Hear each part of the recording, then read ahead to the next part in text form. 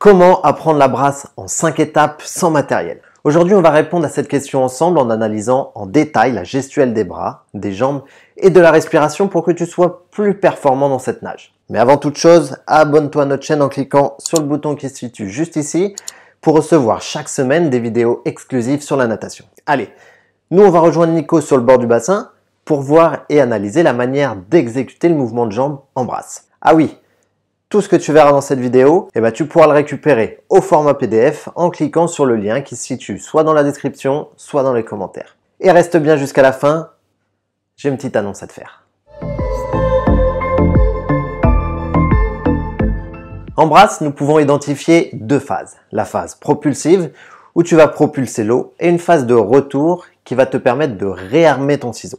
Commençons par la phase propulsive. Elle se décompose en 3 étapes. La première qui consiste à effectuer une rotation du pied autour du genou. Une seconde qui va correspondre à la poussée et une dernière qui sera le temps de glisse. Voyons comment s'effectue la rotation du pied autour du genou.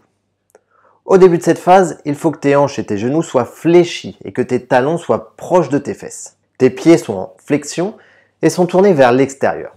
Si tu positionnes pas bien tes pieds dès le début, tu vas avoir du mal à avoir une nage efficace par la suite.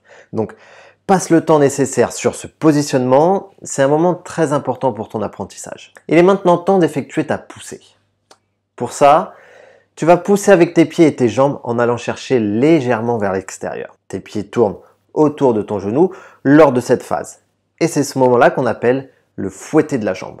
Pour terminer ton mouvement de jambe, tu vas devoir réaliser une poussée en ayant les jambes tendues. Ces deux mouvements, la rotation des pieds et la poussée, vont te permettre de propulser ton corps vers l'avant.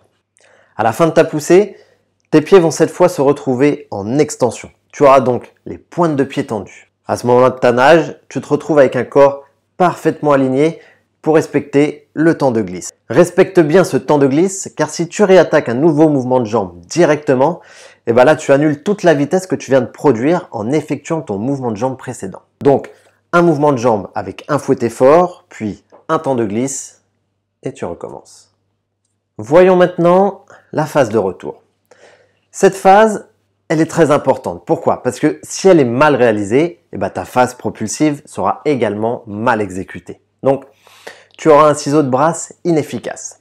Lors de la phase du retour, tu vas ramener tes talons vers tes fesses en orientant tes pieds vers l'extérieur. Dans la première partie du retour des jambes, tes pieds seront joints et dans la seconde, tu vas devoir les écarter, ce qui va te permettre de ramener tes talons proches des fesses et orienter tes pieds vers l'extérieur. Quand tu regardes Nicolas nager, tu t'aperçois que le rythme ou la vitesse de ses jambes est différente lors du retour et lors de la phase propulsive. Prends le temps de venir réarmer tes pieds pour ensuite effectuer un mouvement de jambes puissant et rapide.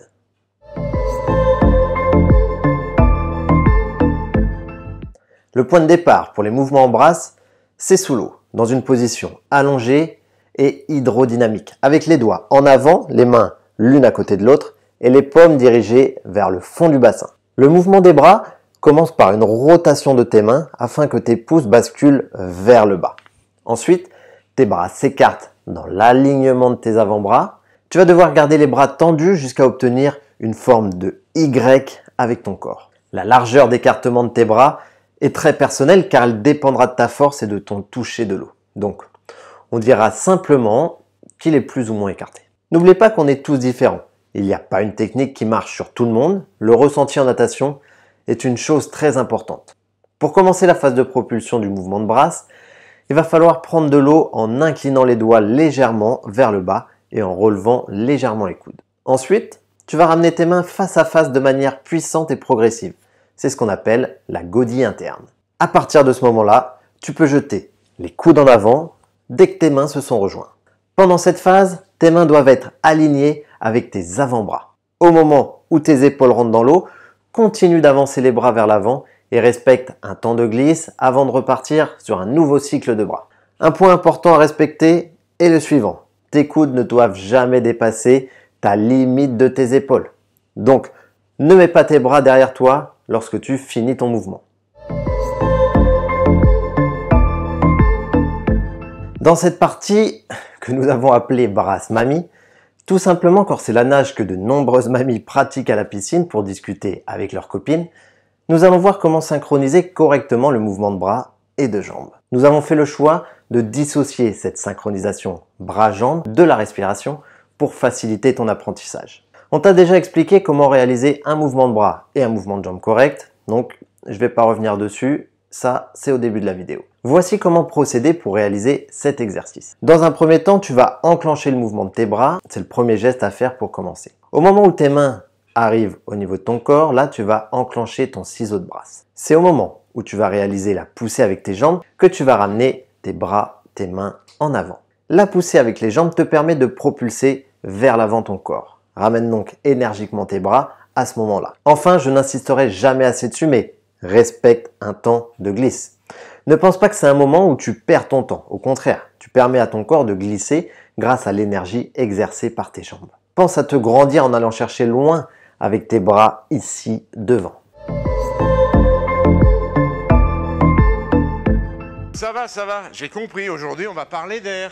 Oui, c'est ça, on va faire une émission sur l'air et sur les poumons. Allez, rejoins-moi avec Marcel, dépêche-toi. Allez, Marcel! Quand respirer en brasse.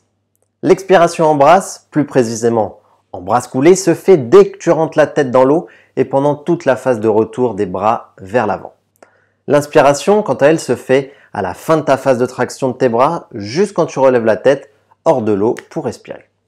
N'oublie pas que ton inspiration doit être la plus rapide possible pour que ta tête puisse rentrer à nouveau dans l'eau le plus vite possible. On a vu au début de la vidéo qu'en brasse, faut pas que tu enchaînes tes mouvements de bras et de jambes sans t'arrêter, mais au contraire, respecter un temps de glisse entre chaque mouvement. Je sais, je me répète, tu vas encore l'entendre dans la vidéo, t'inquiète pas, car c'est un moment très important à retenir aujourd'hui, donc je te le redis, respecte ton temps de glisse. Comment avoir une respiration efficace en brasse? En brasse, il faut expirer profondément et de façon continue. C'est ce qu'on appelle l'expiration active. Tu peux souffler par la bouche ou par le nez et la bouche, ça c'est à toi de voir en fonction de ton niveau et de ton ressenti. L'expiration seulement par le nez n'est pas assez efficace car les conduits nasaux sont trop étroits pour souffler l'air des poumons sur un laps de temps court. En ce qui concerne l'expiration, elle se fait sous l'eau en même temps que le mouvement de jambes et également pendant le temps de glisse. Une fois l'air expulsé, fais un mouvement avec tes bras de façon à sortir le buste de l'eau. Hors de l'eau, tu n'as plus qu'à ouvrir la bouche pour remplir automatiquement tes poumons d'air. Et là, c'est ce qu'on appelle cette fois-ci l'inspiration réflexe.